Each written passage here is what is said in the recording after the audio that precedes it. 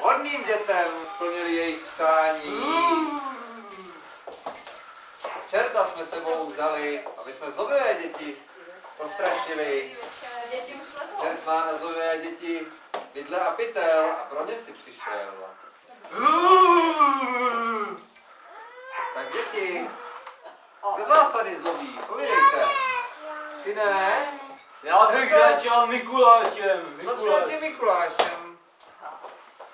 Tak to je Mikuláš, ten musí být hodný jako já. Tak co tam na něj Podívej, máš? čerte, on nosí poznámky ze školy a on neuklízí. Je to pravda, Mikuláši?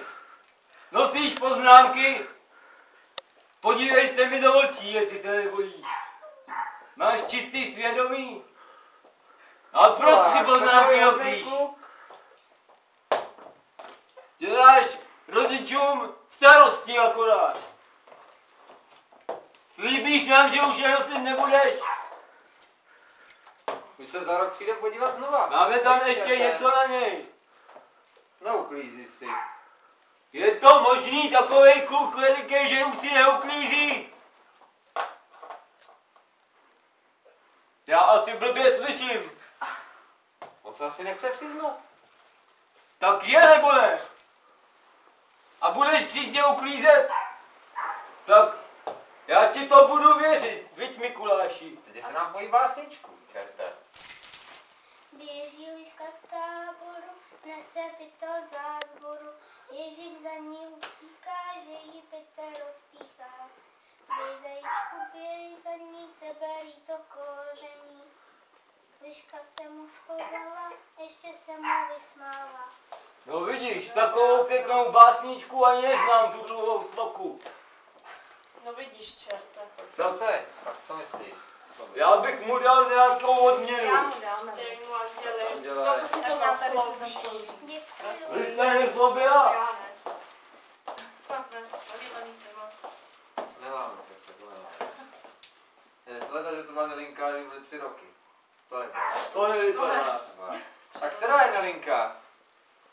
A to se první hlásila, že nezlobí, člověče. Já nezlobím. Jo a co tam máme na ní napsaný? Asi neuklízí hračky. Myslíte, Já to... neuklidí hračky. Uklízíš a nelžeš?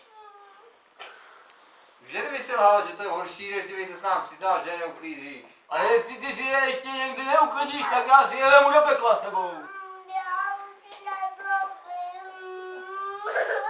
Ale tady píšou, čerte, tady jsi mi napsal, že ona zlobí, ale že neposlouchá taky ještě. Já nezlobím. Čert to všechno ví? A ona slíbí, že bude poslouchat, viď Nelinko? A budeš uklízet Máš tam na ní hračky. něco dobrýho, aby jsme ji mohli odpustit, Mikuláši. Nemáme, čerte. Tak už jí Ona čerte nezlo. dělá rodičům radost, tady vidím.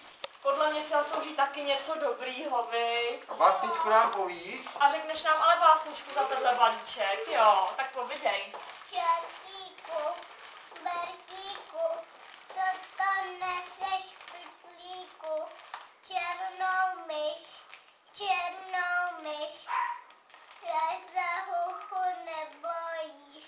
No tu mám rád, to je celá jako já. No a ty se taky nesmíš bát, jako ta myš. No. A koho tam máme další? Máme Karolinku. No jo, Karolinku, na tu jsem se přichystal. To jsem slyšel, že... A co nepíšou, že je hodná? No jo, ale zlobí, steká se a neposlouchá rodiče. Jakože se vztekáš. A viděl jsem, že i se vzteká a praštila tatínka, z pekla jsem to viděl.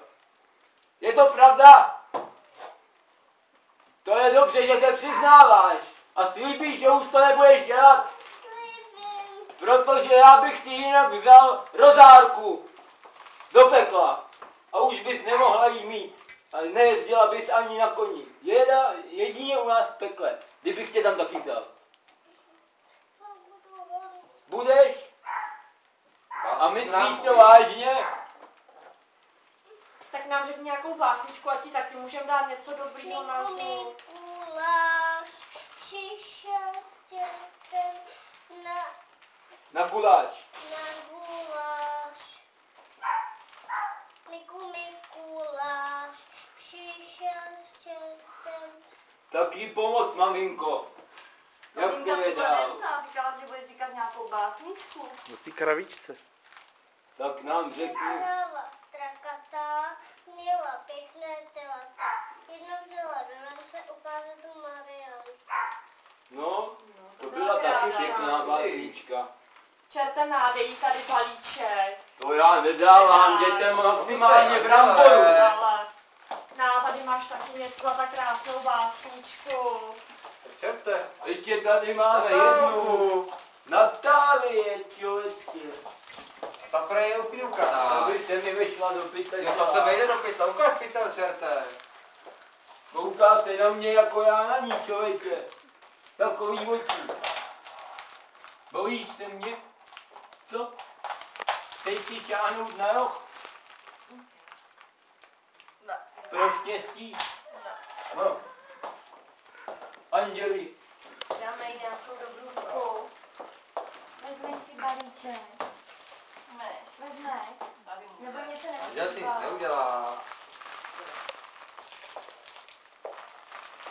Tak budete hodní děti. Všechny.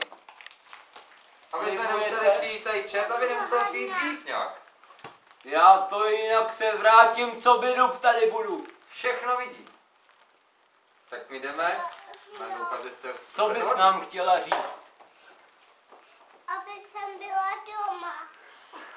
Tak příště si pro tebe přijdu domů. No. Tak čerte. A nebudu zlobit. To je dobře.